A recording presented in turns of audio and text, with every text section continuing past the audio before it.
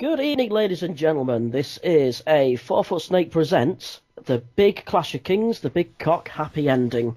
I'm Nick Williams, and I'm joined today by Mr. Jonathan Fawkes. Hello there. Hello. So, I'm still relatively fresh from the big win at the Clash of Kings. And one of the things that they did at Firestorm Games was do some live streaming, which included a live stream of my final game. So I thought it'd be quite cool if me and John sat down and did some commentary over the game, so you guys can sort of see my thought process as we played the game. Yeah. So, and from my point of view, it's to find out how Nick managed to turn from the perpetual bridesmaid to the bride. I dread to think how many times I've watched Nick get right up there, the last game, and then it all goes horribly wrong. And yep. There's a bit of background for this one. Obviously, I was down in Cardiff on Saturday during the day and left fairly early Sunday morning. So I was watching Nick live on the stream from up here in Kegworth, and there's quite a few things when I was watching going, why, and so I get to ask Nick why he was doing certain things and why he chose different routes, and a bit more of a discussion about his list, his opponent's list, and generally chew the fat, as it were. Sure.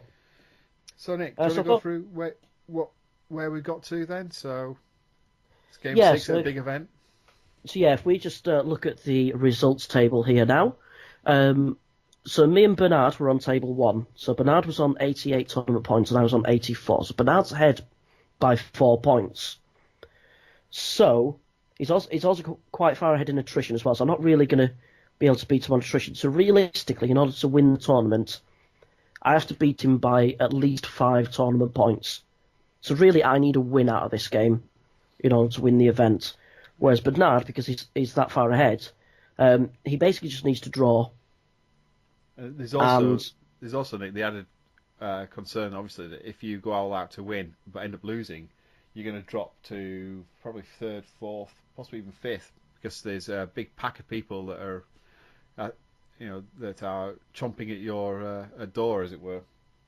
Absolutely, yeah. If I got 5 points in this game, there was a very good chance that certainly Tom Robinson, Dan King, Tom something, Alex Sanderson. Yeah, one of the map pack. One of the Norway, Scandi, Denmarky people. Yep. I apologise for butchering that, Tom. Sorry about that.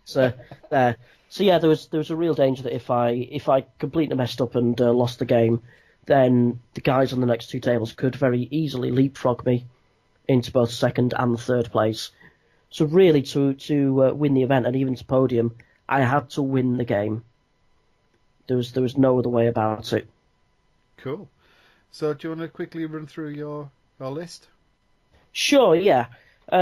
So this is a version of the Abyssal list that I've been running for quite a while. It's very similar to ones that I've used for, coming up on 2 years now, actually. So I have a core infantry battle group, which has got 2 regiments of lower Abyssals and a horde of lower Abyssals, and I back them up with an Efreet and Coronius. I have some cavalry, which is 2 units of horsemen, one with the poisoned caterpillar, one with brute haste, and I give them support with Demon Lord Bale and some chaff with the gargoyles, and then just floating about, I've got an Abyssal champion with wings, who's sort of my war machine hunter. Yeah, I hate to point out, Nick, but you're clearly not paying attention to the net list for Abyssals, because there's no tortured souls. No tortured souls, man, and only 40 fireball. I've heard that you have to go, 80 fireball or all tortured souls to win. That's the only way to win. So Coronius, is a very, very nice, and not being able to be disordered makes him a little bit of a pain in the arse to work with. Well, for me, the biggest thing with him is that he's very tough, but importantly, he can carry loot. Yes. And capture objectives.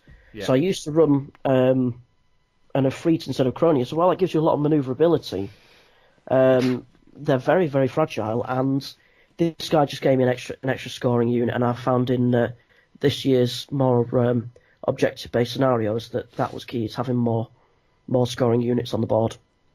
He's also height 4, so he can see over things fairly easily and not get the penalty from Yes. the RC have added. Yeah. And Lord Baal's got all the rules. I'm not even going to look at it. It's just it's all a list of special rule this, special rule that. Yeah, he's got lots of lovely things.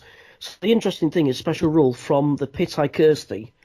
This is a one-time range attack that he's got, and it automatically hits all enemy units within 6 inches, and those units are disordered. Now, before this tournament, I'd only ever used this special rule twice. In all the times that I've used Bale, once was a genuine shut down a gunline situation, and the other time was a joke. I've already won the game. The enemy can't see anything. I'm going to fire off this ability because I've never fired it off before. Didn't have anything else to do. So those are the only times that I'd used this ability. But in this tournament, I actually ended up using the ability twice, both times to shut down flyers. Yeah, it's very handy. Yes. I genuinely didn't know what it was. It was, I've not really read that rules for that character. So yeah, very solid core of troops. And then if you go to look at Bernard, and we have to use Bernard because he's French, not Yes. Bernard. Yes. As Roddy called him. As Roddy called him. Apparently, Bernard was getting some stick from his mates over being called Bernard. So Bernard has gone for, I think it's fair to describe it as the ultimate Varangur Abyssal net list. I would never use terms like that.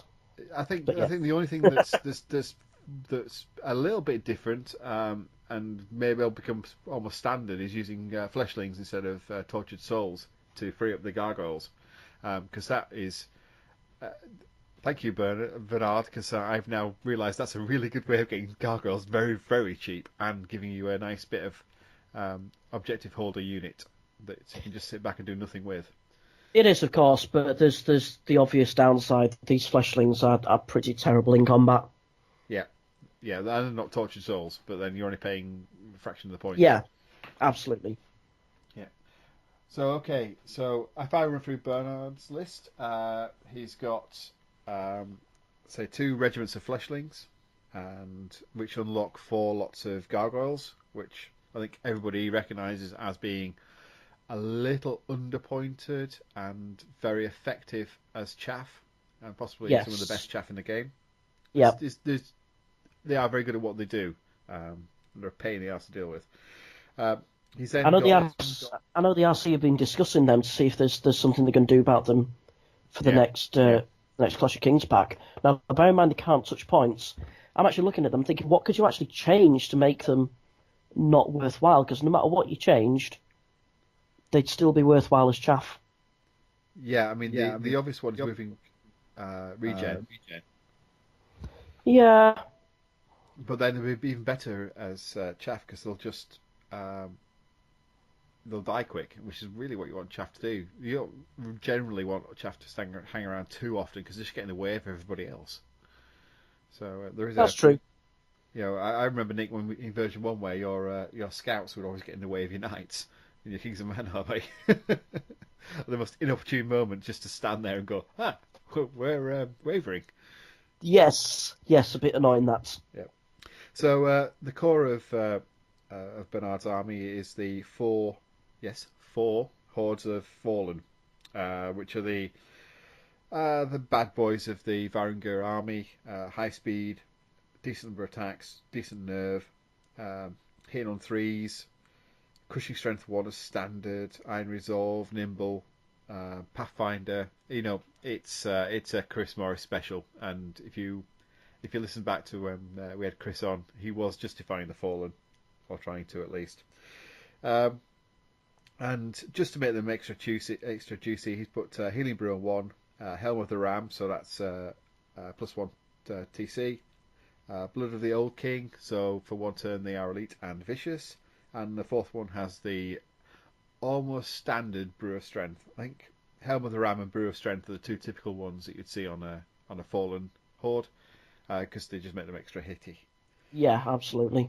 Backing that up, he's got a chieftain on a horse with boots of the 7 leagues, so he can vanguard forward at up to 16 inches, which is really good for shutting down units and shutting down big archer hordes. Because at defense 5, he's not exactly easy to shift. And then he's got the special character above all special characters, Herja, which is probably appropriate actually, considering he's playing that many fallen.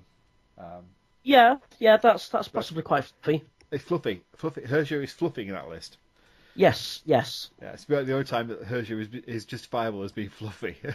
Yeah. So yeah, apparently Bernard had taken this list to UK Clash of Kings to kind of prove to the rules committee that this list is broken and can't be beaten. And to so be fair, his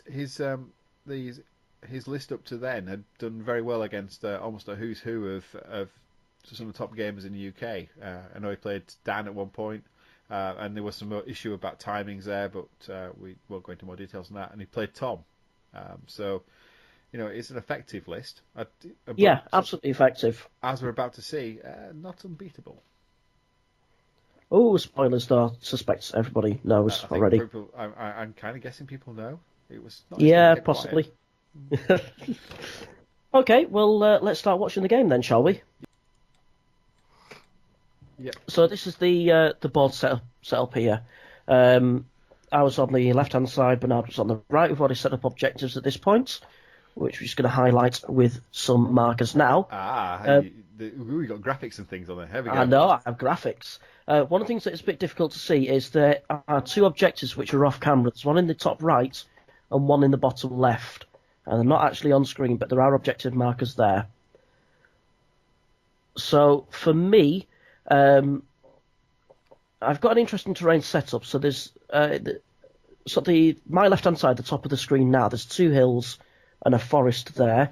And then that's almost split up from the other half of my battle line by a big piece of impassable terrain, and then a forest, and then opposite that there's some more bits of terrain.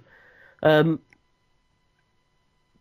interestingly, my opinion, if you're going up against a much faster, much harder hitting army, like I was, you've basically got 2 options in my mind. You can either castle up and extract your price in blood. Every time you hit you're going to hit back. Yep. But the problem with that is, in scenario games, that's pretty much an auto lose. You can just charge you in the last turn, and there's nothing you can do to grab objectives. The other thing that you can do is to split your army up and try and split his army up. Yeah. And that's what I was going to do here. Now, one of the things that really helps in my favour with this is that big piece of impassable terrain. Because say he won on the top side of the board, if that terrain wasn't there was a big danger that he could win on that side of the board and then steamrolling into my flank. But if you can protect your flank with that impassable, then he can't. He can't do it. Yes. He's going to have to come either front or back, which is at least 1 extra turn, if not 2. Yeah, exactly. Yeah. And if he takes a couple of turns to 2 or 3 turns to eliminate one force on at the top, then he's basically not going to have enough time to get round the back. And if he did, then he's not going to sit on any objectives, which is a win for me. So I felt that was the best option for me right now. So do you want to just stay where you've put down there? You've got your so that's your all Abyssals, isn't it? Lower Abyssals that have gone down. Yeah, that's all my infantry. And there's the Harbinger, the army standard bearer behind him. Yeah. I've just placed down a Cronius. Ah, yes, the bright blue.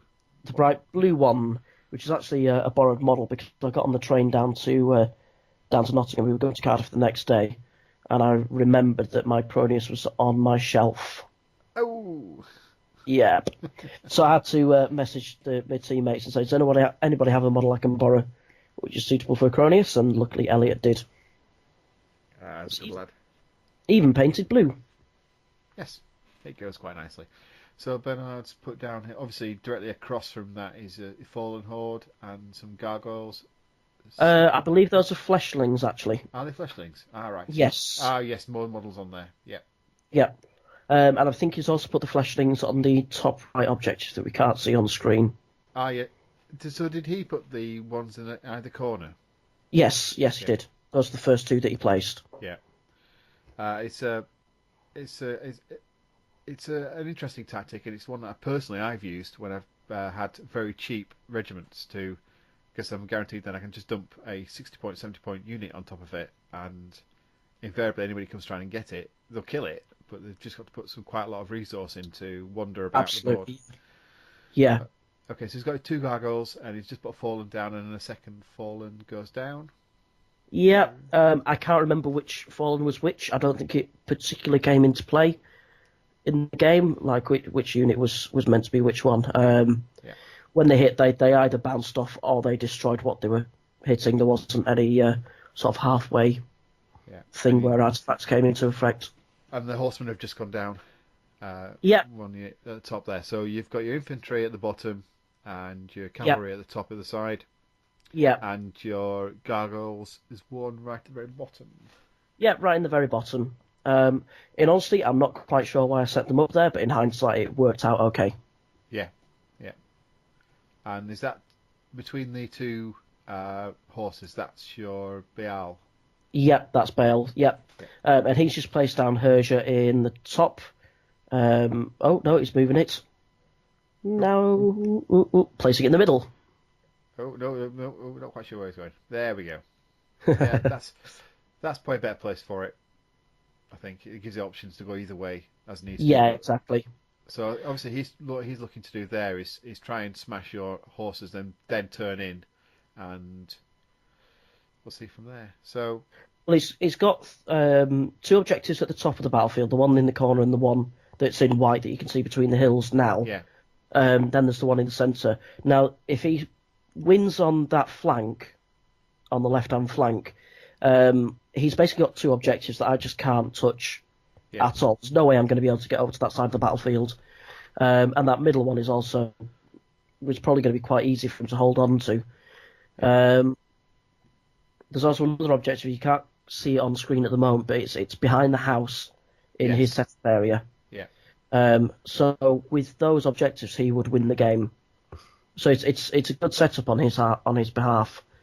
So here he's just taken his chieftain and he's doing the vanguard move. Yep. Running straight at them, straight at me, and he's just making sure that he's in charge range of my gargoyles and everything else. Yeah. And then you roll for first turn. Yep. Yeah. He's gone hurtling forward. There we go. You see the horsey on the second camera.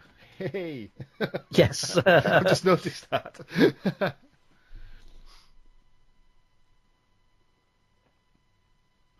It was a bold I do really move. like that they've got this. Yeah, it is. I do really like that they've got this setup going because it is really interesting to watch these live stream games. I think it's something that Now, if places only should there do. was an event coming up in February that was going to do live streaming. Do you have an event to pitch, Jonathan? The 4-Foot Snake GT coming on the 3rd and 4th of February at the Northwest Gaming Centre, and yes, we will be streaming some of the games.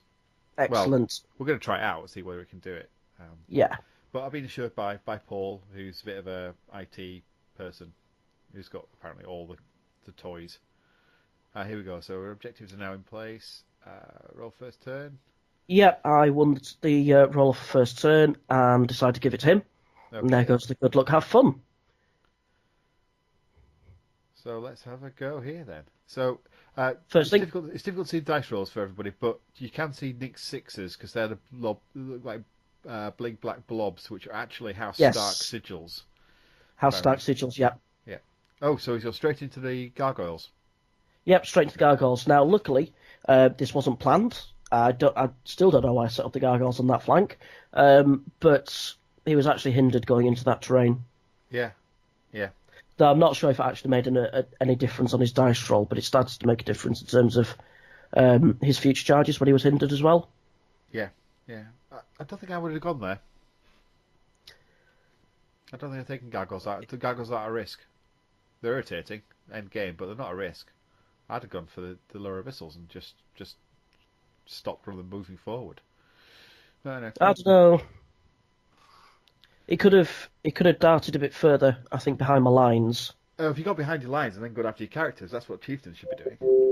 Yeah, Should be flattening.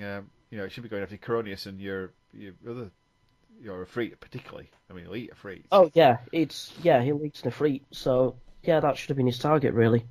Yeah, interesting choice. Okay, so he's moving his fallen forwards. I imagine. Yeah, just trying to. Yeah, he's just staying out of my charge ranges there. So Bale had the longest charge range with a 20-inch charge. I think it's the horses on the right had the Brewer Haste. Yeah. Had a threat range of 18 inches. Yeah, so it's one of the rare times that fallen are actually not going after the first charge potentially. Yeah, but he had the gargoyles there. Yeah. So he can force a charge. Okay, checking distances there, bringing some gargoyles into so they can do a charge next turn.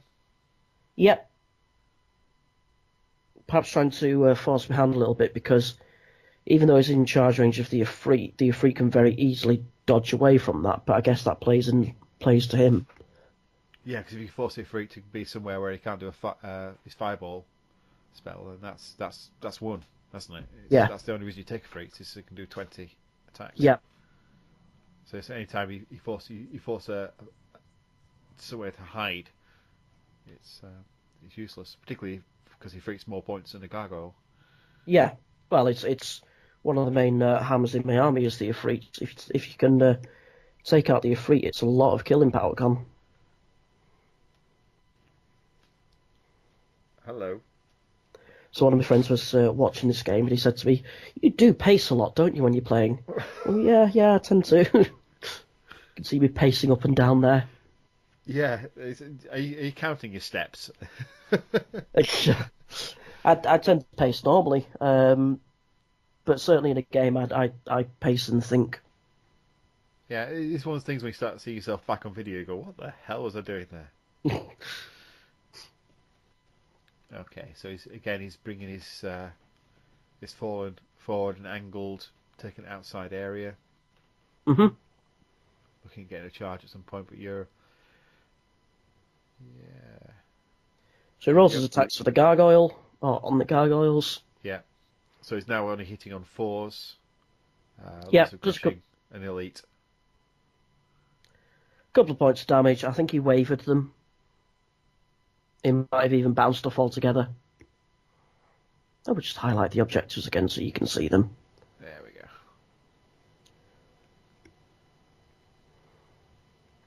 So what I was just doing there was measuring whether his chieftain was within the threat range of my Efreet. So the threat range in Kings of War is your speed plus any ranged attack, or if it's a melee threat range, then it's just your charge range.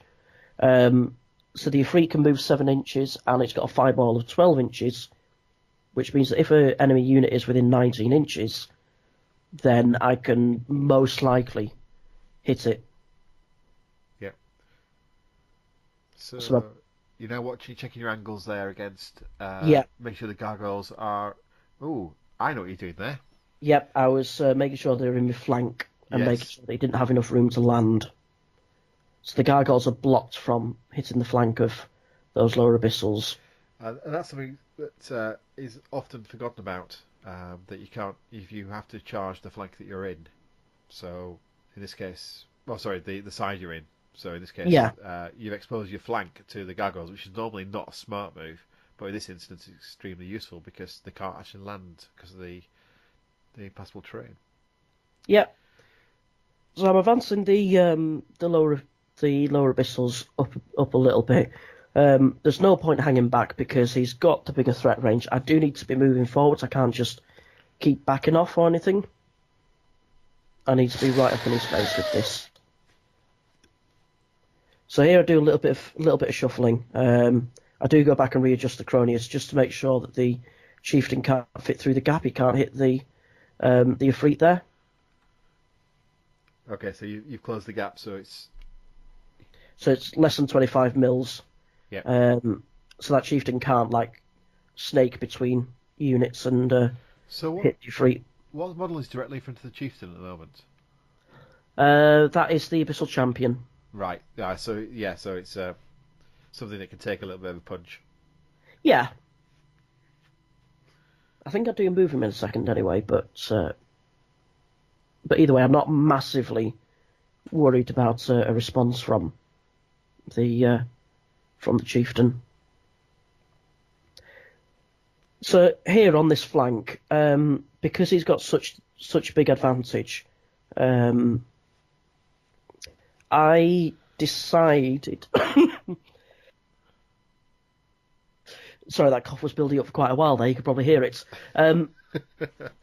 I decided that I'm not going to win this flank. Okay, he's got the speed on me. He moved Herja up there, I believe. So what I do is I start backing out of his range, and again it plays into this whole tying down that flank. So if he gets an early win against me, if I charge in and say, right, I'm going to lose this flank, I'm going to charge in, do what damage I can do, then he wipes me out very early on, and then he probably has enough time to come round the back of my other units. But by backing off like this, what I'm doing is holding him off for at least one more turn, and then that means that it's one less turn for him to try and get in the rear. You also are by moving further back the potential combat area is now even further behind the difficult terrain. If you look at where your troops are moving forward on your right hand flank, it's reasonable to expect the combat area there is going to be around where they are, if not slightly further forward. So you're going to be. There is absolutely no way he can smash you on the top and then smash you on your left and then turn straight in. He's going to have to do something different. Yeah. So if you take an extra turn, you're now looking at possibly turn 6 before he can actually get back to do anything important. Yeah. At which point he's going to be trying to claim the objectives. Yeah. Smart move. So what I just did then was use Bale's ability to fire a lightning bolt at one of the gargoyles. Did 2 wounds, but later on it doesn't even hurt them. What I'm rolling for now is the Efreet and Cronius onto his chieftain. Done 2 wounds with the first one, so it wasn't a particularly great roll. He is in cover because he is in terrain even though I'm touching the same piece of terrain, he's still in cover. But even so, 2 damage is not that great. Yeah, so you can see him, but he's still got cover. Yeah. Another 3 damage, so it takes him to 5. That's really not very much at all. But there's the champion there who's got Blood Boil, and he does a couple more points of damage. Yeah. So for people playing, Bernard's using blue and red counters. Blue is 5 wounds, red is 2 wounds. So it's quite see there. He's got a total of 7. Here we go, and the red gems are the objectives to make sure everybody can see them. So I did actually manage to break that chieftain on the first roll, but of course it's got inspiring. Yeah. So I didn't do anything on the second roll. And the gargoyles have regened their 2 points of damage back. Yeah, that's the one. With 3 at regen, they are quite nasty. You have to put quite a bit of resource in to kill them. But well, you don't really. But if they survive, then irritating. Yeah. So what's he going to do here? So he's checking his charges.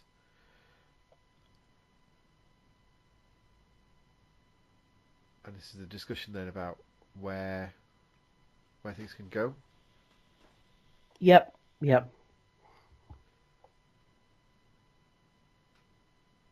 So this is a choice for him here. Does he? Well, gargoyles are going to have to. Can't go into that unit, so have to go further over. What's he doing there? Oh, sorry, he's moving a tree out of the way. That's what things are moving around.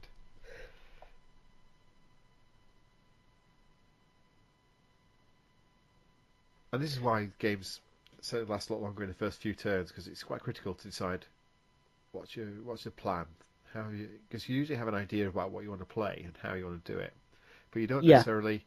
as soon as your opponent, was it, sun sees the plan is, here we go, here we go, here we go. So it's slamming into your regiment of Abyssals with a fallen horde.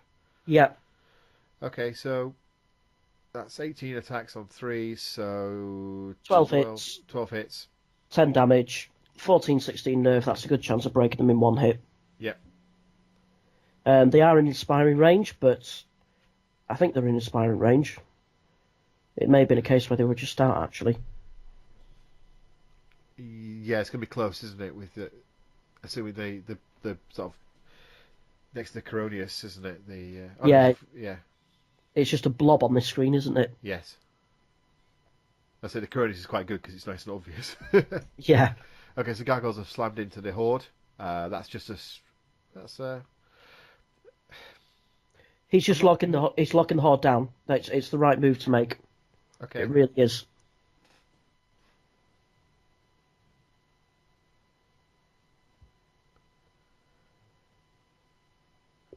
This move, however, was a mistake. What's your chart?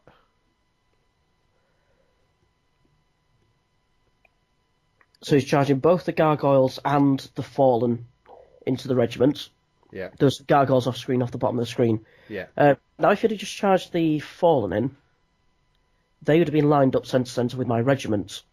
Yes. However, because the gargoyles also charged in, the fallen are pushed over, and they're now directly in front of my horde. Yeah.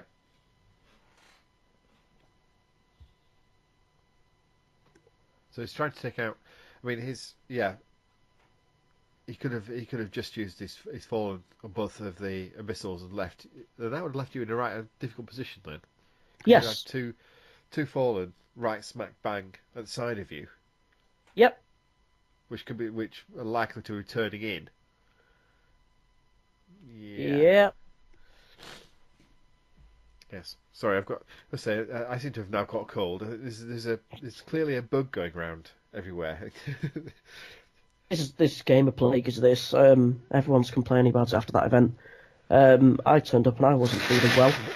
And then, I've caught something else off the back of it, so I probably swapped it with whoever gave me what I've got now.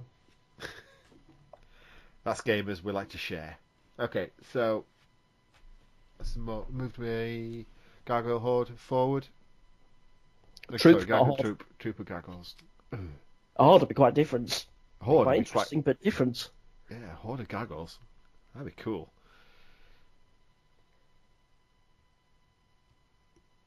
So what he's doing here is forcing my hand. He could see that I was quite happy just to keep backing off and backing off and backing off.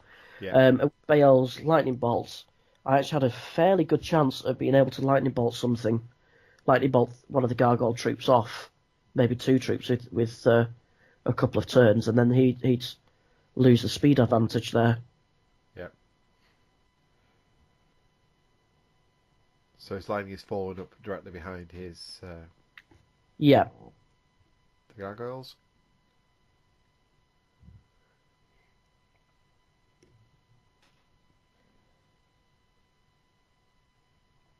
Where's he going to put Herger?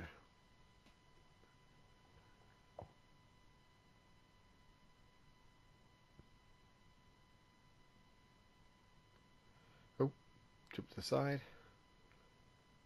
Jump to the side again. Can't quite decide, can he? No. Okay, so it's hiding her. Yeah, no need to expose us to danger. And move over. Yeah, just to grab the objective from the start. Yep. And put in a place where it's impossible to be shot at. So it's just going to stay there. Okay, so Chieftain now gone back into the gargoyles. Yep. He's doing Herger's ability on the Chieftain. Ah, yes, Herger's special heal 5 at any range. Yep.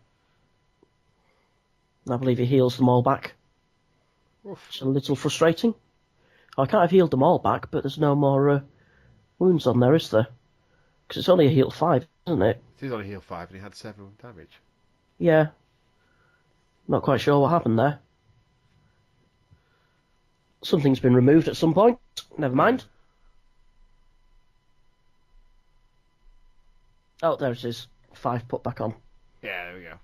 So heal 2 back. Yeah. And he's just slapped him again. It's turned into a bit of a slapping fest. Yeah. Well, because I didn't charge him back, he's hindered again when he charges in. Yeah. Does quite a bit of damage to the regiment there, but I think he's just rolled the nerve test and didn't make it. Yeah, see, this confused me here because that's his fallen attacking. Is that going into the horde or is that going into the regiment? The regiment. Okay. I thought. Oh, maybe. Oh, I think the fallen horde went into my horde. Yeah, That's that was. what it was. Yes, that right. was. Yeah. That's what it was. Well, that was his mistake. Because, like I say, if it had gone taken out the regiment, he would have been cleared both sides. Whereas he's got no chance. There is absolutely no way that a gargoyle and fallen should be able to clear a horde. Yeah, absolutely. So yeah, he was going to bounce off the regiment with a troop of gargoyles. He's bounced off the horde. And what it's meant there is that my horde can countercharge and the regiment can charge. Yeah. And as much as people say that regular infantry isn't that good, a horde and a regiment is still good enough. Absolutely, yeah. So he's not put enough power into the regiment to kill it. Yeah. And he's not put anywhere near enough into the horde to kill it. So he's left 2 units with damage, but nothing serious. Well, Absolutely. not too serious. And it's a regenerating unit, so Yeah. yeah, that's a mistake. I think I was. Oh, maybe I was just in. So he gets. Oh, no, I wasn't in. So that unit gets taken out. Yeah. And a reforms to face my flank. And if he'd have sent the fall into the other regiment there, he could have done the exact same thing there, and my horde would have been screwed at that point. Yeah, never mind your left flank, your right flank could have gone then. Yeah, absolutely. That could have been a game winner there. Yeah. He'd have still had the Ifrit and cronies to deal with, but they would have been so much more manageable at that point. Yeah. So here I'm doing all the regens. Yeah, so this is the point. This is the point where I was watching, going, I didn't expect to lose that." But I thought, hold on, why is he? Why is there still a unit? Where is still a regiment there? There shouldn't be a second regiment. It's still gone. I regened like 8 wounds out of 12 there. Ah. At this point, it says to me, "Those are very nice dice, aren't they?"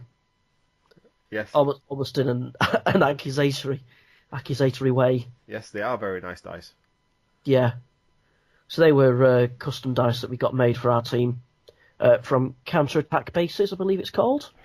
Yes, that's where you usually get them from, Nick, and it's Yep. they are very they're very good. That's where I get my dice from as well. Yeah. Thank you. Because you recommended it. Yeah. Do you get commission, Nick? I don't, but it's cool. I really like the product. It's really good service, really good product. A pound of dice, it's quite expensive, but you can put on any logo you like on there. There's a range of colours to choose from, and I've kind of resolved myself that every army I get, I'll also get a set of custom dice for it. Yeah, very cool. So you've got this fallen horde that's now pointing at your flank. So what's going through your head at this point here? Like, right, I need to do something to that. So I need to get lucky. I think is going through my head.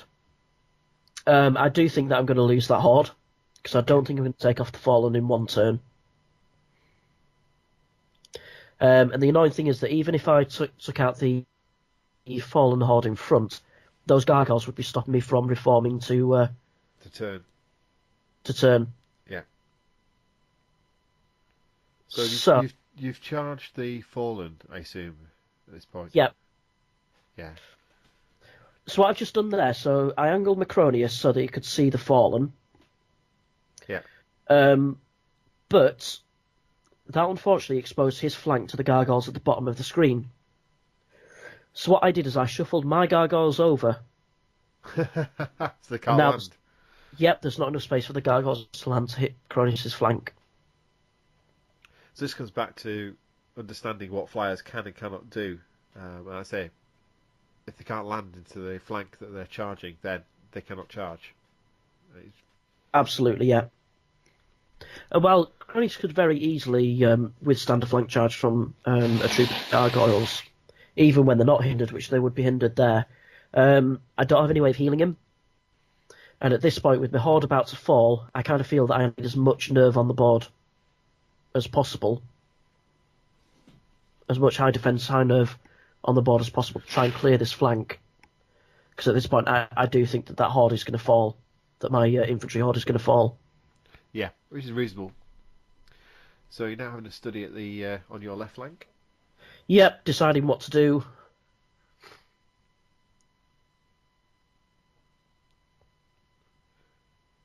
Aha. Yep. Jump over the top. Jump over the top gives him something to think about. And where's he going? Where's that unit going? So that unit is going behind the hill.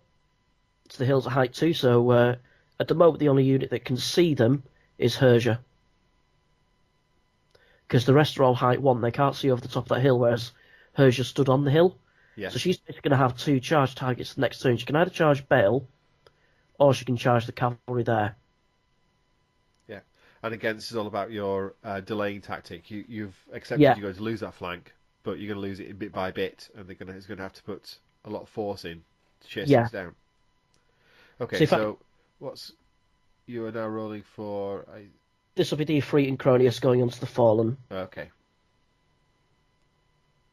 So I do quite a lot of damage here. Quite a lot. Yeah. So yeah, again, he was kind of eyeing my my dice up there, I think. That's 10 damage.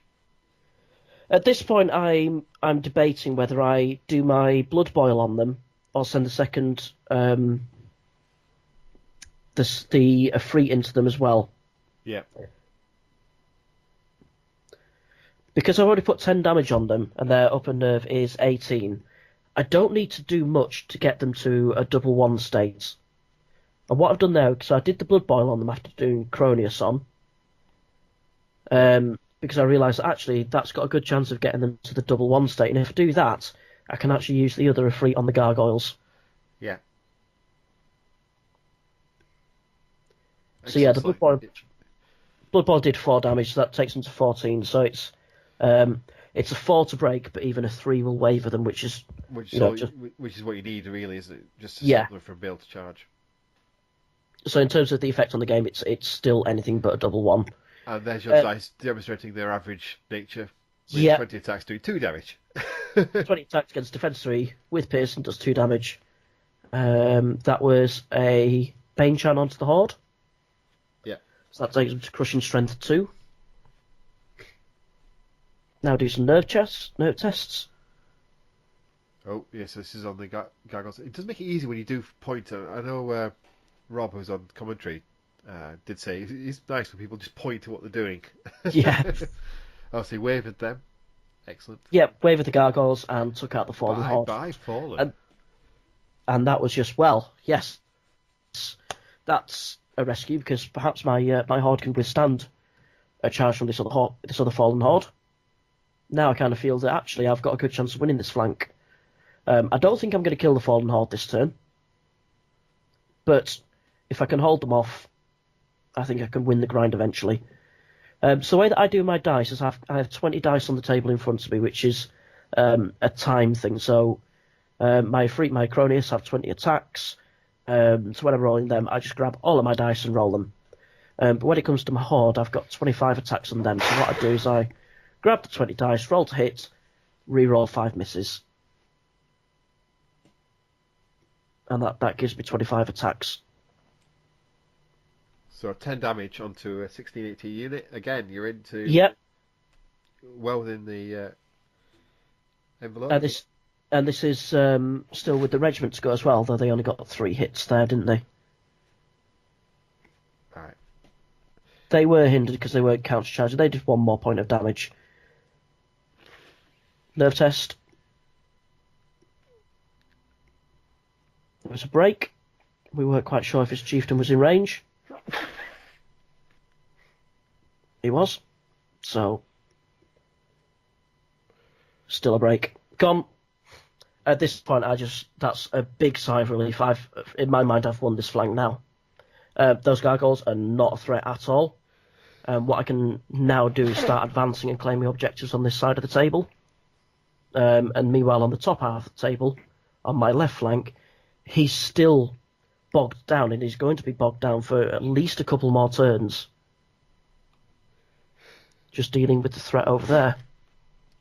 So here I'm doing some horsemen into the gargoyles. It's not a particularly tough target for them, but they didn't have the speed or anything to get out of the range of anything. So they just said, right, you know what, we'll sacrifice ourselves. We'll draw them in. And they're rather unsurprisingly gone. Yeah.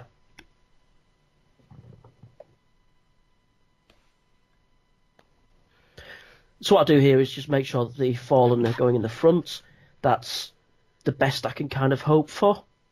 But I'd still have to be very, very lucky for that regiment of horsemen to survive the next turn. If he sends both fallen in. And the gargoyles are in the flank. So on to turn 3 for Bernard. And the gargoyles will be in the flank, aren't they? The gargoyles are in the flank, yes. Yeah. And that causes a bit of a dispute in a second. So he does the commonly misunderstood thing. Ah, yes. Slides it down already. Instead of centering it. And you put it back? Yep. And then he pauses the clock and calls the judge over. Yeah. So, when you're charging the same face, you will make room for other units. But if it's a multi-charge into different faces, you won't make room. So the gargoyles would have to, if they're going into the flank, and they do have to go first because the fallen can't get out from behind to go into the front. If the gargoyles go in, they have to centre on the flank of my horsemen. Yep. So I was watching this live and going, yeah, Nick's got you. Nick's right. Yeah. That's the way it played. You can't do that. And what that means is that there's then not enough room for both fallen hordes to go into the front. Yeah.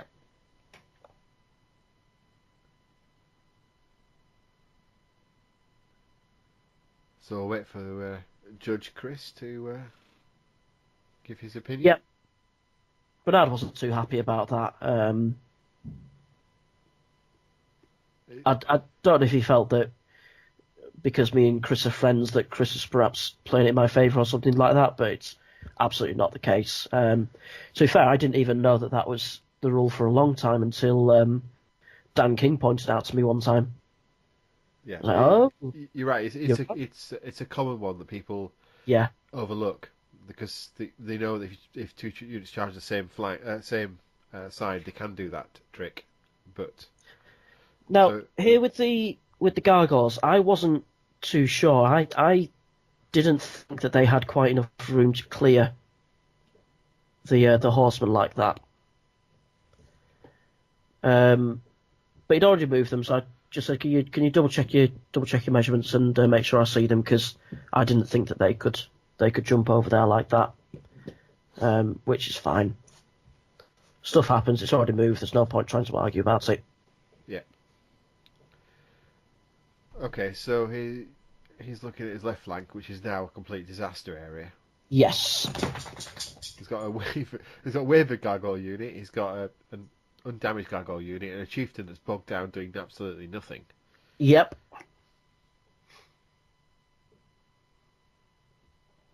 Now I don't know I can't remember what he did here, but if I was a chieftain, I'd be slamming straight into that regiment in the flank and just doing some more damage to it. Don't chase the gargoyles. It's just pointless.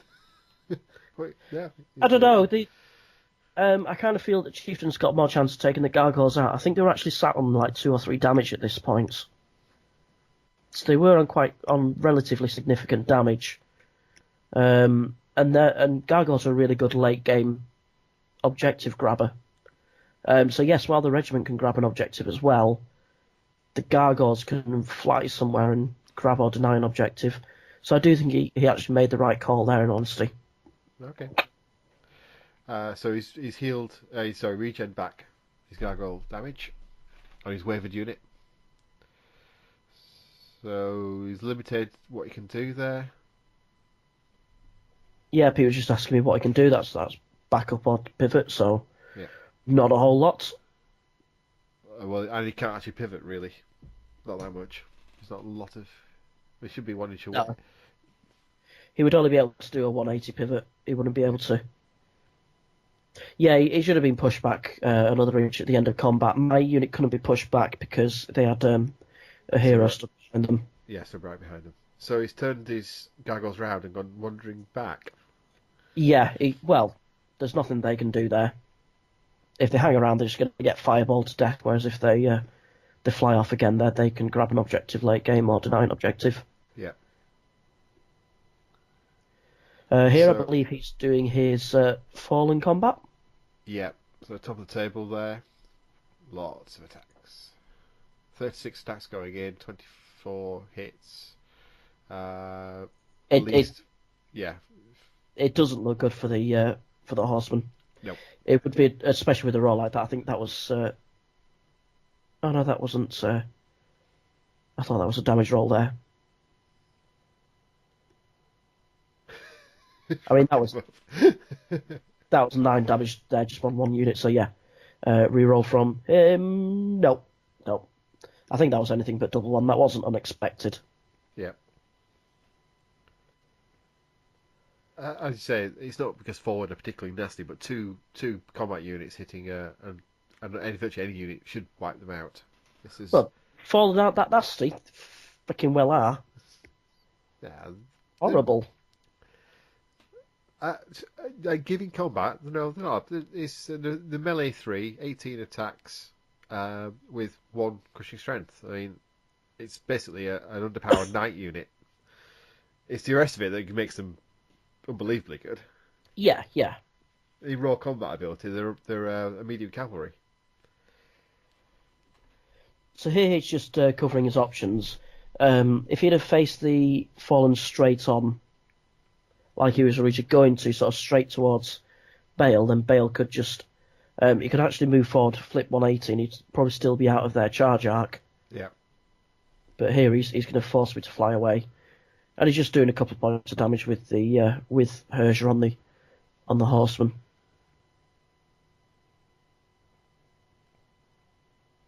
Yeah, Herger is difficult to kill, but with a relatively few attacks, she's not great against a fully unharmed regiment of knights. You know, well, she will win eventually. Yeah. What are you doing here? Ah, it's the chieftain. That's the chieftain, yeah. And again, he fails to break the gargoyles. That's a chieftain value. So chieftain, that one there is 215 points. Yes, 215 points. Taking on a troop of gargoyles all game. Oh, yeah. Yeah, that wasn't a good choice. Okay, so now we're looking at how we get Bale out of dodge. Yep.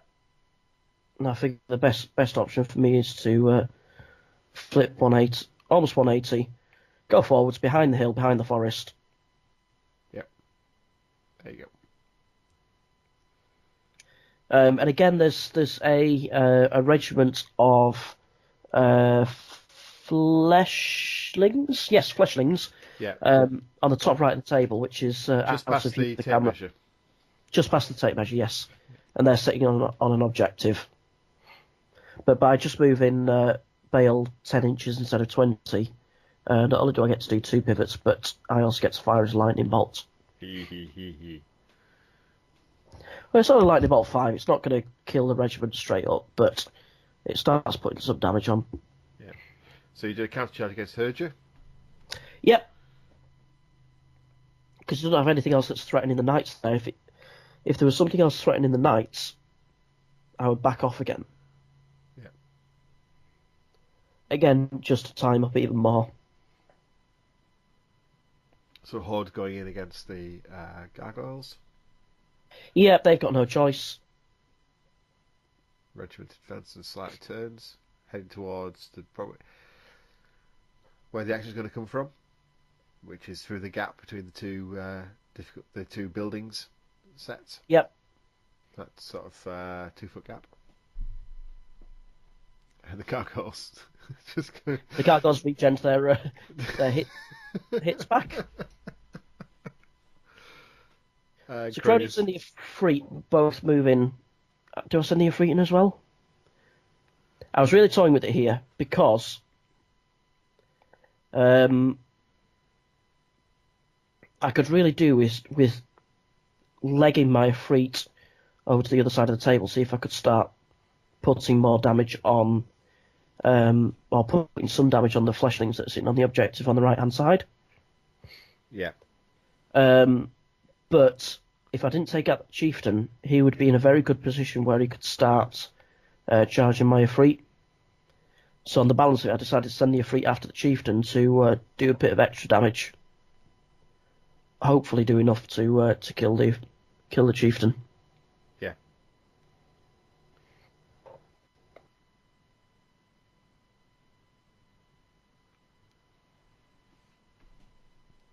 So this is Bale's lightning bolt at the fleshlings. Does I think 2 points of damage? 2 points with a vicious, yeah. I think the vicious failed as well, so it is what it is.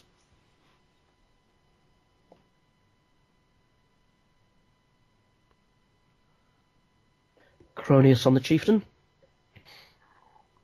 20 attacks. Yeah. And like I said earlier, because he's height 4, he can shoot over those gargoyles without any penalty. Yeah. That is very valuable nowadays. Yeah, absolutely. Whereas the Efreet is shooting with a cover penalty at the Chieftain. Okay, so it's 5 damage? Yeah. Yep. Tidying up, put the trees back. I think I potentially screwed up a little bit here, because if I'd have failed to take out the Chieftain would have had a charge on the Efreet, I think. Yeah. Yeah, there's definitely a big enough gap there. Yeah. I So mean, it'd be hindered through the woods, but... Yeah, but it's still enough. Yeah. Is that the Blood Boil coming in? Or... I think this might be the Efreet now.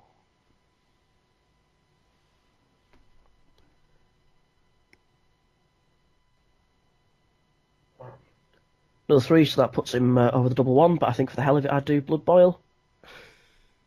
No, I don't. I think you did 3 lots there, but Nick, I think one of them was Blood Boil in the middle there. Ah, right, okay. So yeah, so that's 13 damage. Nerve test break. Nerve test break. Goodbye, Chieftain. Yeah. On the fleshlings? Nope. Not expecting anything different. Double 6 was what you needed. Yeah. But one of the things about Bernard's list is while it's very, very hard hitting, he doesn't have much inspiring. So if you get a lucky roll against something, he doesn't have any way of negating that lucky roll. Because inspiring is not just there to sort of bolster your line a little bit. It's there to neutralise, like the lucky double sixes, lucky 10, 11, 12 when you're expecting, 5 or 6. Yeah.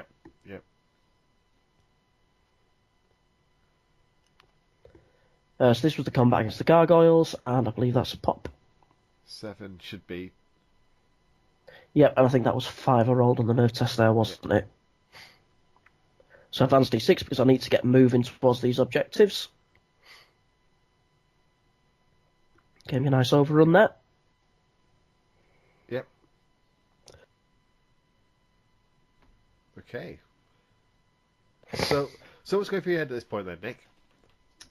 So at the very start of the game, I was honestly going to try and play for second place. I was going to try and force them to a draw. We were talking about this before the call. I think I don't like playing against this list archetype at all. I've never done well against it. Um, and so because he'd beaten everyone so far, he'd beaten Dan King. I was like, well, if he's beaten Dan King, I'm not going to be good enough to beat this guy. So yeah, my plan was to force him to a draw and get second place at the tournament. Yeah.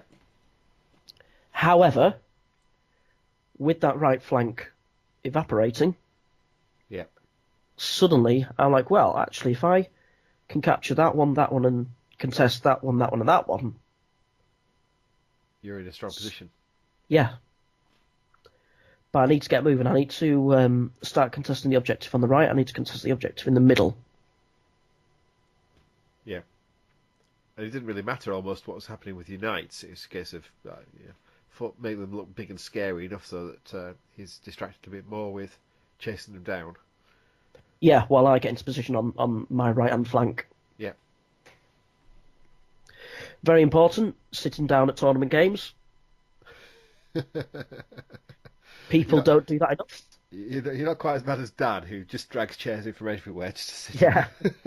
End of his game's like 20 chairs around his table. Yeah. Where did that one come from? There was only 4 in the building at the start.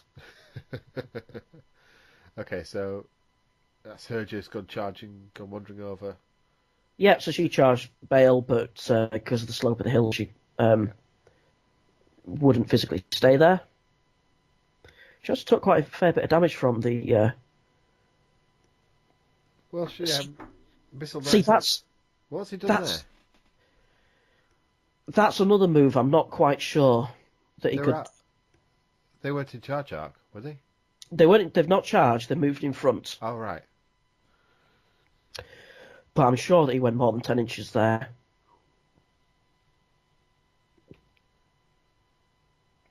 Okay. But so I'm probably wrong there. That's to be fair, it's hard to tell on the screen. So he's moved. Yeah, it absolutely is. So he's moved from the left of where the Fallen Horde still is, where it hasn't moved. Yeah. Yeah. I don't know. It looks more than 10 inches. Okay, so he's. But then he says the same thing about one of my moves later. So it swings and roundabouts. It can look off to your opponent, but it wasn't. Yeah. And like I say, especially here when we're watching this back. Yeah. We weren't there. Okay, so he's just checking that the Fallen haven't charged Bale. That's correct, isn't it? No, they've just moved up. Yeah. So what it's doing there is making sure that I can't really charge the Fleshlings, because if I do, those Fallen are going to be able to charge me. Yeah. So he's happily contesting one. He holds 2, contesting a third. Or he's holding a third, really, isn't it? Objective. Yeah, he's holding 3 at the moment. So my knights in the upper left, they're not within 3 inches of objective. Just slightly out. Yeah. Yeah. So he's holding 3. He's holding the one in the top right. He's holding the one in front of my knights, and he's holding the one that's hidden by the house. Hidden by the house. Yeah.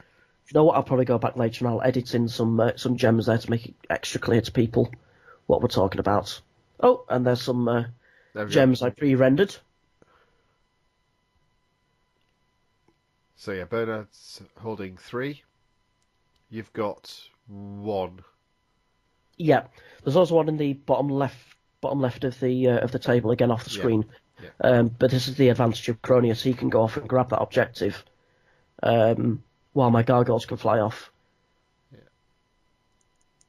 So I had the choice of whether to send Cronius after the objective in my bottom right from this on the bottom left of the screen, or send the gargoyles after them. Now Cronius would be much better if he could get into range against the Fleshlings and the gargoyles on the opposite side of the board. However, getting there in time would be another thing entirely. He would struggle to get there, whereas the gargoyles, at least they can just contest the objective last turn. Yeah, speed 5 Cronus is he's going to struggle. He'd probably struggle to get clear of that wood in one turn. Yeah, true. So gargoyles jump over.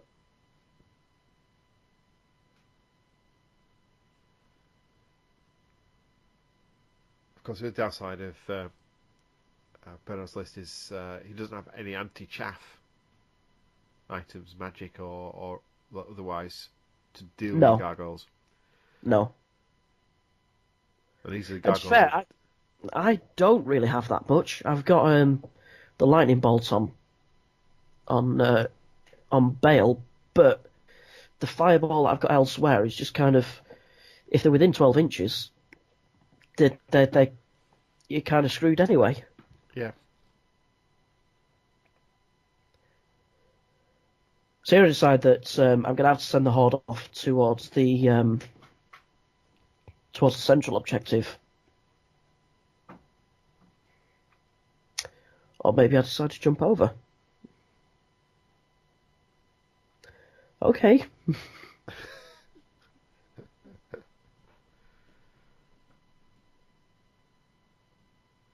Yeah, so you're bringing your forces up. Yeah, I want to get across the other side of the board as quickly as possible. That is a really bad tactical move. I shouldn't have made that. I should have started heading towards the central objective, or at least leave the horde. About 3 inches further back and slightly turn towards the centre. Absolutely. Yeah, in front of you. Sorry, behind you. Because they're not going to get between the house and...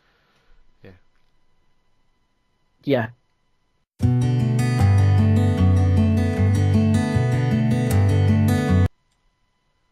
Well, not sure what happened there, Nick. But anyway. Yep. Never mind. So over here, I'm moving Bale out of arc again.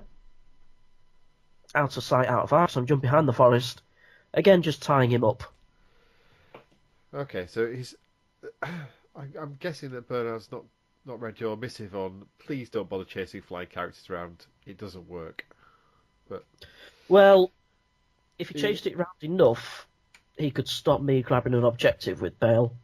But then I did have the last turn. Yeah. So provided you stay within 20 inches, and he's an individual, so 20 inch. Sorry, he's got nibble, hasn't he? He's not an individual. Yeah, he's got fly. He could have sent Urger after him. Yeah, that would have been awkward. Yeah, that would have worked. If you put Urger in the forest now, then there's basically nowhere that Bale could really get to. Yeah. So what's this? This is straight to combat. Didn't have any shooting this turn.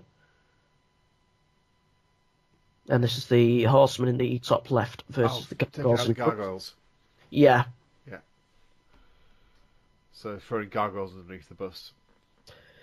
I could have even backed off another turn, in fairness. What, taking a gargoyle charge? Yeah. Well, a gargoyle and fallen charge, wouldn't it?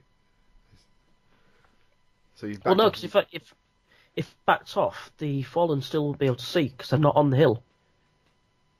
Are they? Oh, they're a bit not half on, are they? So yeah. No, yes. not. So what I did after combat is back off, but that was a D3 roll. I think I needed 2+ to get backwards off the hill.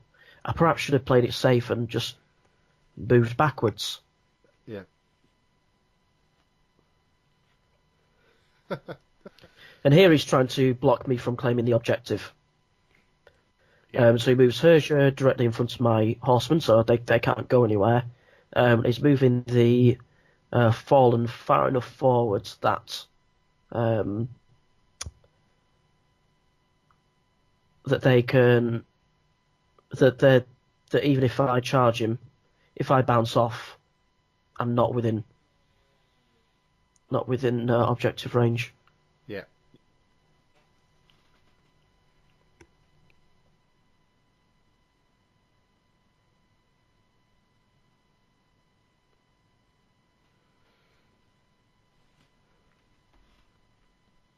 He's now wondering what he's going to do on his left flank here to try and protect. Yes.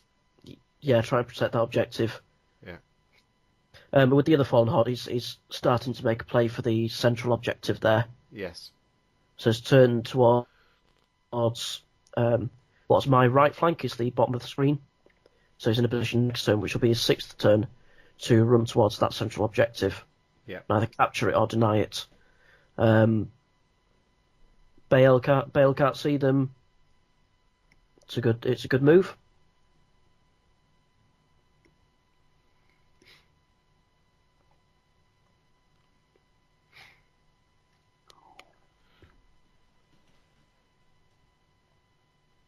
Ooh, I tell you what, I think I know why I didn't do the thing that you thought that I should do. Go on. I think Bale's facing towards the bottom of the screen. Ah, right. Thought it was facing towards the centre and Yes. directly towards it. Yeah. That's Okay. not going to make much sense to people watching for the first time, but We'll bring it up in a second here. Yeah.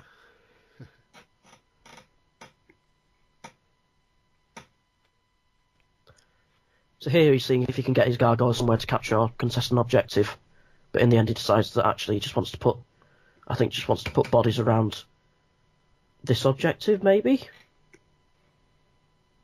Yeah, but the objective's further over, isn't it? It's not.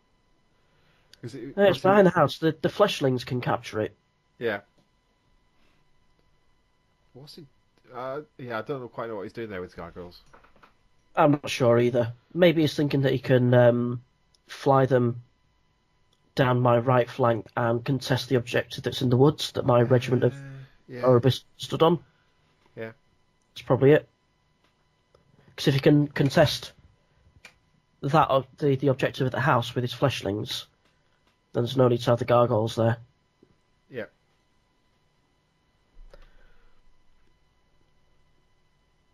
Is that heard you lay down the snack carton? I'm not sure. I don't know. Maybe it was. So turn 5 for you, Nick. Yeah, turn 5 for me, second to last turn, so I really need to be in a position to capture objectives next turn.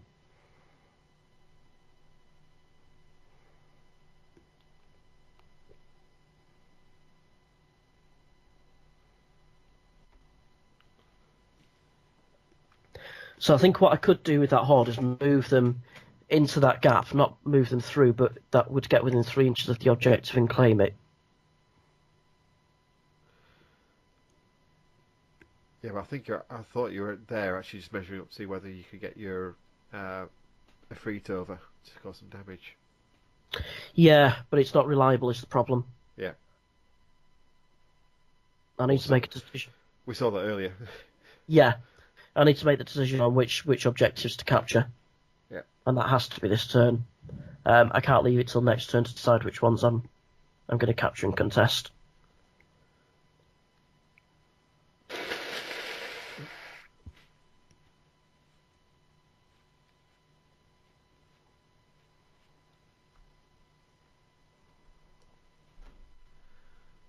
You can almost hear the cogs grinding.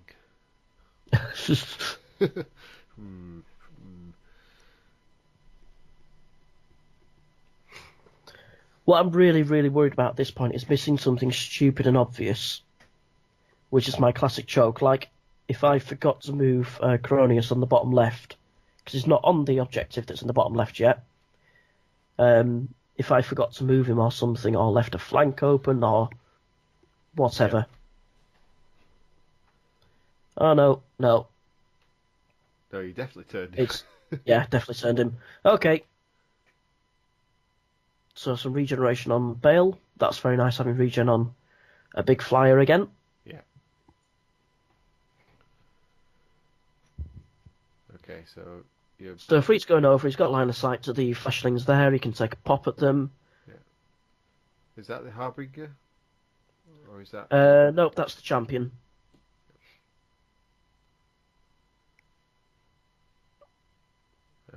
Then back off a little bit. Yep, because those fleshlings will be able to charge. Though, in honesty, that would probably be, if I could tempt him to do that, that wouldn't be a bad thing. Yeah, put him out of position. It would. So yeah, at this point, and I know that he's going to try and claim that central objective. I know I need to try and deny that. Yep. Wander up. Yep. Regeneration for the Horde. I love regen. I do. Oh, particularly when you roll that.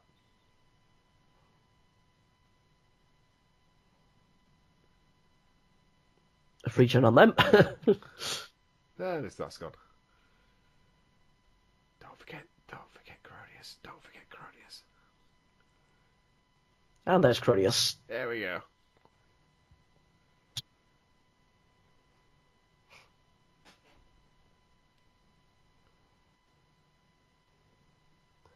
So I'm just double checking that I've moved everything. Yep.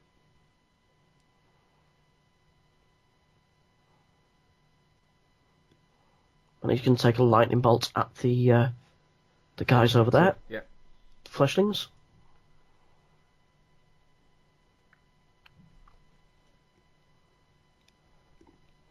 I do another couple of points of damage, but it's not going to be enough to break them.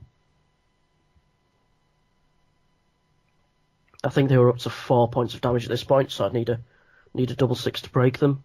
Yeah. Not very likely. 20 attacks from Firebolt.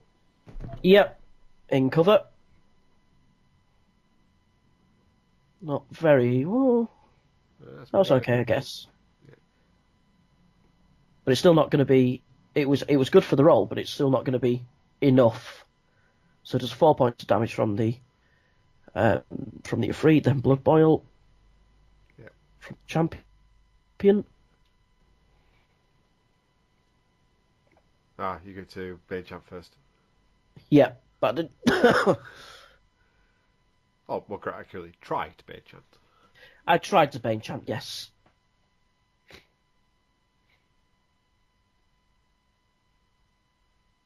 No damage. Break test for fleshlings. Top Yeah. end. Don't do anything.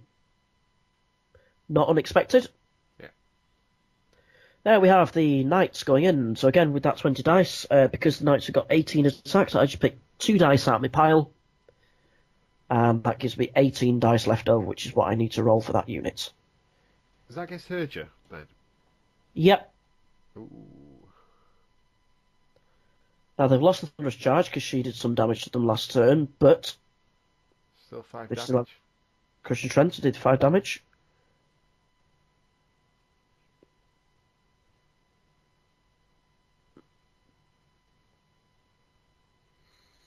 But I don't think it was enough. Nope. Would have been very nice if so, because then I could get an overrun onto the Fallen. Yeah. And if I did that would be... it wouldn't be inconceivable that I could break them on a single charge. I'd have to be, quite lucky, but with no inspiring about... He's leaving himself open to bad luck. Yeah, lack of inspiring, like I say, just leave yourself open to bad luck. Maybe that's why I did well against this. I just had a couple of lucky rolls, which his armor list just can't handle. Yeah. Well, I think it's certainly one mistake he made with the in his not charging that regiment, not clearing both regiments out. Yeah, definitely. Right, so Bernard's last turn, potentially? Yep, potential last turn. And again, he's thinking about objectives. Yep. So he's sending the Fallen at them. He can get within 3 inches of the objective and stay out of my Horde's charge range. That's what he's doing there, right. Yeah. Unfortunately, because if he was stuck within my charge range, that'd be awesome. But I didn't have the move. So yeah, thinking back earlier, perhaps if I'd have thought about it a bit earlier, right now I would be within charge range. So we're just double checking. So it was right on the borderline. Yeah. We were just double checking where he needs to get to.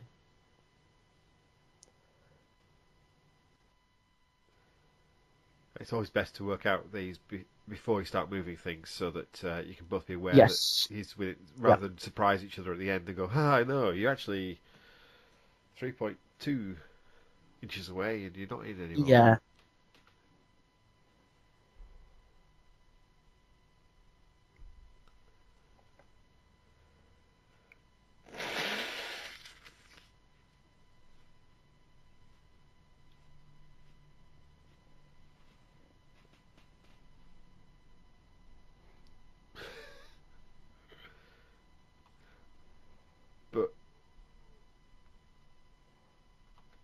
But generally, it's a good idea to actually mark your space where your troops come from. I don't like people Yeah, moving backwards and forwards. yeah. I need to get a lot better at that. I'm not very good at that. I think getting those little corner, those like edge markers. Tile spaces. Yeah, are quite handy at this point just to mark off where your troop starts from. Yeah, especially in a close game like this. Yeah.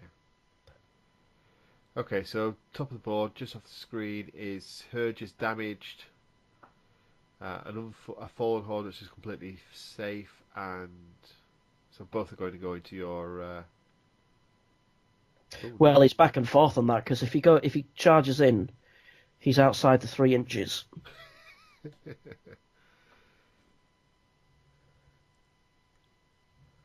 Now, luckily, you can back up D3. But he has to smash you. Well, no, because he'd still bounce off 1 inch, but Yeah. True. it's something to be aware of that he could have been dragged off the objective. He could get back on, but he can't flip around 180 and be, to sort of face the middle of the battlefield for potential turn 7. Yeah. Yeah. Okay, so the gargoyles have come round the side of the building, so around the obstacles, and facing off to the Ifrit and the champion. Yes.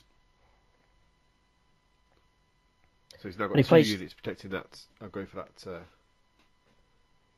Going for that objective, yeah. Yeah, because he realises that one of them certainly, well, both of them are one's damaged and one's got virtually no nerve, so they're both prone to being splattered. Absolutely, yeah. Okay. But what he did there was place the gargoyles right up against the edge of the building, but the models couldn't physically fit, but he just communicated that these are right up against the edge of the building. So that was quite important because my fleet couldn't see past the gargoyles at the fleshlings later on. Yeah.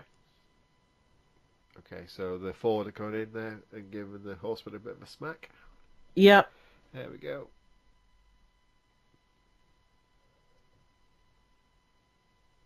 I wasn't too hopeful for the horsemen at this point. They'd already taken quite a bit of damage from Herger over the course, but they've done the job in occupying Herger and 2 fallen hordes and 2 gargoyles for the entire game. Absolutely. Like I say, that flank, it was always a delaying tactic. So they did that job wonderfully.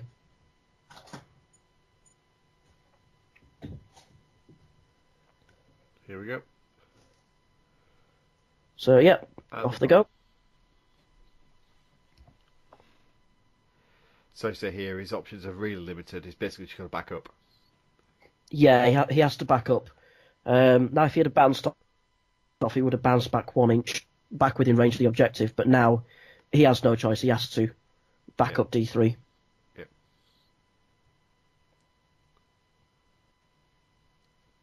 Oh, just turn. Oh, just turn. Yeah.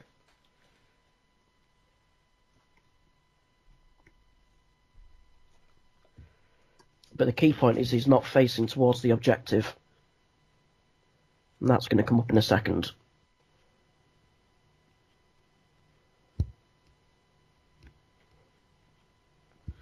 End of his turn, so it's my turn 6, potential last turn of the game. Okay, so it's grab those objectives. And this is where it's useful. People may have said, why did you allow him first turn? Because he had a vanguard that would get right into your units on turn 1. It's exactly this reason, so that turn 6 is final turn is yours, and for objective games, I think it's a distinct advantage. Absolutely is, yes. So march the horde on top of the objective. Yeah. I know if there's a turn 7, they're gonna have to eat a charge from that fallen horde, but they'll take that every day of the week. They should do. They should do, especially with inspiring back there. And I may get lucky on a counter charge and take them out. Yeah. So this is where it started to come up now to the point where I wasn't quite sure what you were trying to do here. Not quite yet, but so yeah, there's 2 things that are about to happen. We'll see which one I do first. Right, here we go. So yeah. I'm showing him a measurement there. Yep. I'm showing him the measurement. He's had a long time to look at it, and I move Bale onto that objective. So that's important. Remember that I showed him that measurement. Yeah. Now that was a wrong move because he could have charged the fleshlings, and in hindsight I should have done that because I had a good chance of breaking them, and I would have claimed the objective rather than what I'm doing there is contesting the objective. Yeah, so he's got 1.5 there effectively, and you've got half. Yeah. And what would have happened would be 1-1 if you'd have killed it. And even if you hadn't, it'd still be 1.5, half, just the opposite way around. Even if you hadn't killed the fleshlings. Yeah. Even when I went into the fleshlings, they survived. The objective was actually right at the front of their unit. So if I charged in, bounced off 1 inch, I'd still be within range of that objective. Yeah. So when I saw this is going on, and I knew there was a fleshling up there, and I knew it had taken some damage. And I know not brilliant. I thought I was a bit surprised. But yeah, like I say, hindsight and from above, and not being in a final round of a big GT that you've been playing for 2 days and tired and yeah. So here I'm really umming and ahhing. So I've got the Ifrit and the champion here. Yeah. Okay. The champion can charge the gargoyles. It's not likely to take them out, but he can charge them. Or the Ifrit can fireball them, and then the champion blood boil them. Yep. Now that's more likely to kill the gargoyles. However, if I fail to kill them, I think they had a rear charge on that horde. Right. Yes. So you're playing just in case it was 7th turn. You didn't want them flying, stepping in, and exactly, because if I shot at them and failed to break them, which given some of my dice rolls is more than well, it's not unlikely, then they could have recharged, and that would have been a nightmare. But by sending the champion in, if I do at least 1 point of damage, they're locked in against him essentially. yes, yeah. But in fact, I actually take them out.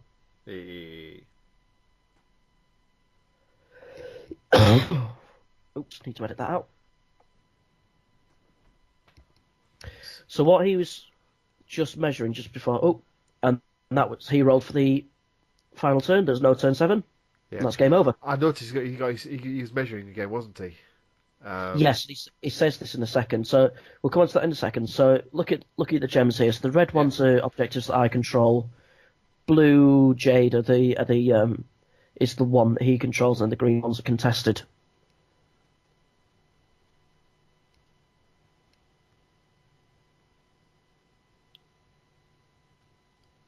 So yeah, I've got 2 to his 1, and 3 contested.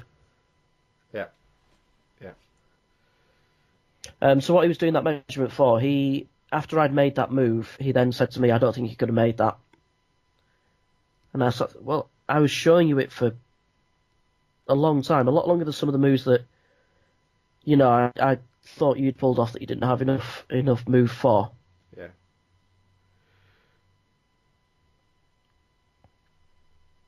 So yeah, you can see him flailing his arms.